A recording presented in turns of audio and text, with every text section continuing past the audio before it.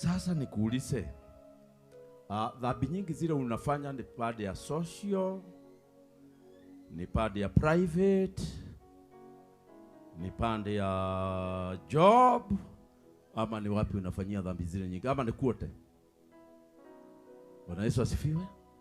Wale mnafanya private sins, nyinyi ndio wabaya kuliko wale wengine. Maana ukifanya dhambi katikati ya watu watakukemea, watakuambia wewe mtu haongeangi hivyo.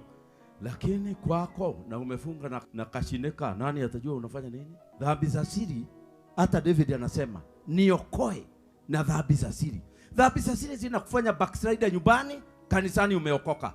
Lakini ukiwa peke yako, backslider.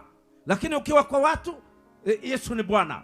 Lazima uhakikishe kwamba maisha yako ya siri na maisha yako ya umati ya watu zinafanana. Kama ume backslide nyumbani, backslide kati yetu, tutakusaidia.